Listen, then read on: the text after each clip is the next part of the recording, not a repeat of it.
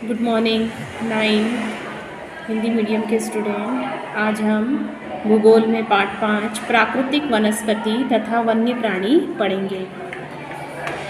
आप सभी जानते हैं कि हम जब भी अपने स्कूल में, घर में या आसपास के मैदानों को देखते हैं तो हमें बहुत सारी वृक्ष दिखाई देते हैं, पेड़ पौधे दिखाई देते हैं, झाड़ियाँ, घास और उन पर बैठे पक्षी या उसके ऊपर उड़ते हुए पक्षी दिखाई देते हैं। वह एक ही प्रकार के हैं और अलग अलग तरह के हैं। तो भारत एक क्या है? विशाल देश है और इसमें आप अनेक प्रकार के जैव रूपों की कल्पना कर सकते हैं। अब देखा जाए तो हमारा जो भारत देश है वो विश्व के मुख्य 12 जैव विविधता वाले देशों में से एक है। लगभग 47,000 विभिन्न जातियों के पौधे यहाँ पर पाए जाने के कारण देश विश्व में कौन से स्थान पर है? 10वें स्थान पर है और एशिया के देशों में 4थे स्थान पर है। पूरे विश्व में कौन सा स्थान है इसका? 10वां और एशिया में 4था स्थान है। भारत में लगभग 15,000 फूलों के पौधे हैं जो कि विश्व में फूलों के पौधों का 6% है। इस देश में बहुत से बिना फूलों के पौधे हैं जैसे कि फर्न, शैवाल, कवक आदि। भारत में 90,000 जातियों के जानवर और विभिन्न प्रकार की मछलियाँ ताज़े और समुद्री पानी में पाई जाती है।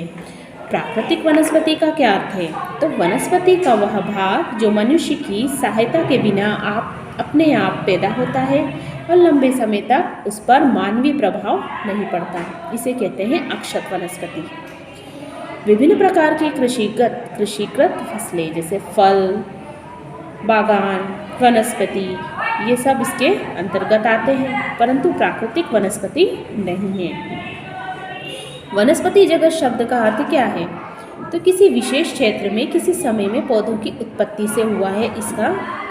इस शब्द का उत्पत्ति कैसे हुई है? किसी विशेष क्षेत्र से। इस तरह प्राणी जगत जानवरों के विषय में बतलाता है। वनस्पति तथा वन्य प्राणियों में इतनी विविधता निम्नलिखित कारणों से है। धरातल, भूभाग, भूमि का वनस्पति पर प्रत्यक्ष और अप्रत्यक्ष प्रभाव पड़ता है, ये तो आप सभी जानते हैं। पर्वत, पठार, मैदान और शीतोष्ण कटिबंध में एक ही प्रकार की वनस्पति नहीं होती। धरातल के स्वभाव पर वनस्पति का भी प्रभाव पड़ता है। उपजाऊ भूमि पर प्रायः कृषि की जाती है और ऊबड़ खाबड़ असमतल भूमि या भूभाग पर जंगल या घास के मैदान देखने को मिलते हैं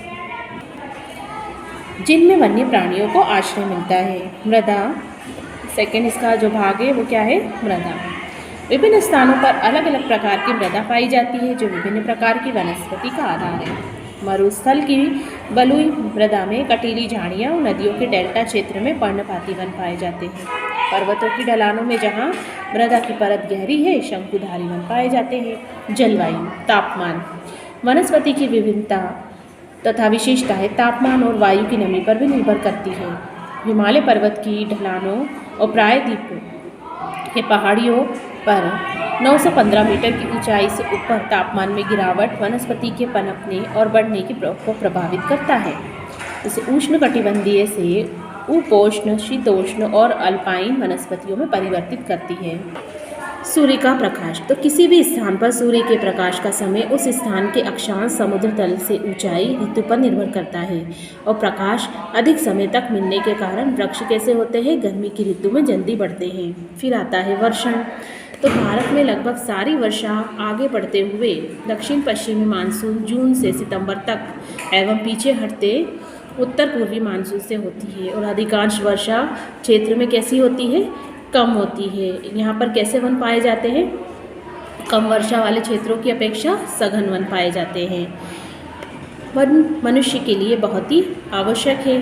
वन नवीनीकरण योग्य संसाधन है और वातावरण की गुणवत्ता बढ़ाने और उसकी मुख्य भूमिका निभाने में वन सक्रिय रूप से सहायक है। ये स्थानीय जलवायु, मृदा, अपर्दन, नदियों की धारा नियंत्रित करते हैं। ये बहुत सारे उद्योगों के आधार भी हैं। कई समुदायों की जीविका प्रदान करते हैं। ये मनोरम प्राकृतिक दृश्यों के कारण पर्यटकों को आकर्षित करते हैं। ये पवन, तापमान को नियंत्रित करते हैं तो वर्षा लाने में भी सहायक होते हैं। मृदा को जीवाश्म मिलता है और वन्य प्राणियों को वनों में आश्रय मिलता है। तो भारतीय प्राकृतिक वनस्पति में कई कारणों से बहुत बदलाव भी आए हैं। कृषि के लिए अधिक क्षेत्र की मांग, उद्योगों का विकास, शहरीकरण की परियोजनाएं और पशुओं के लिए चारे की व्यवस्था के कारण वन्य क्षेत्र कम हो रहे हैं। देखा जाए तो 2003 में वनों का कुल क्षेत्रफल 68 लाख वर्ग किलोमीटर था। भारत के बहुत से भाग में वन क्षेत्र सही मायने में प्राकृतिक नहीं है। कुछ अगम्य क्षेत्रों को छोड़कर, जैसे हिमालय, मध्य भारत के कुछ भाग तथा मरुस्थल जहाँ प्राकृतिक वनस्पति है, शेष भागों में मनुष्य के हस्तक्षेप से प्राकृतिक वनस्पति आंशिक या संपूर्ण रूप से परिवर्तित हो चुकी है या फिर बिल्कुल निम्न कोटि की हो गई है।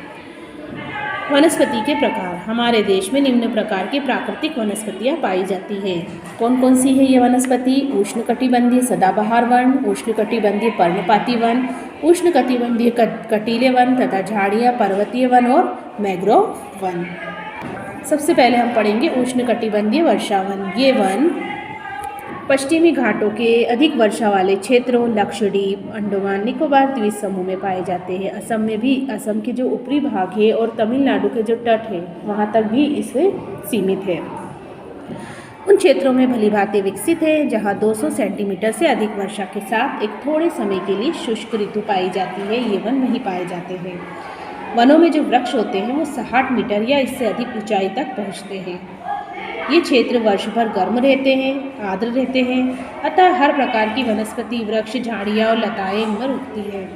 वनों में इनकी विभिन्न ऊंचाइयों से कई स्तर देखने को मिलते हैं। वृक्षों में पतझड़ होने का कोई निश्चित समय नहीं होता, अतः यह वन साल भर हरे भरे रहते हैं। इनमें कौन कौन से वृक्ष आते हैं? आबनूस यानी एबोनी, महोगनी, रोजवुड, रबड़ और सिनकोना। इन वनों में बहुत से जानवर भी पाए जाते हैं, जैसे हाथी, बंदर, लेमुर, हिरण।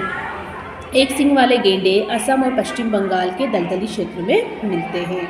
तो यहाँ तक आपको इस पाठ को पढ़ना है। अगला भाग हम अगली वीडियो में, अगली कक्षा में पढ़ेंगे।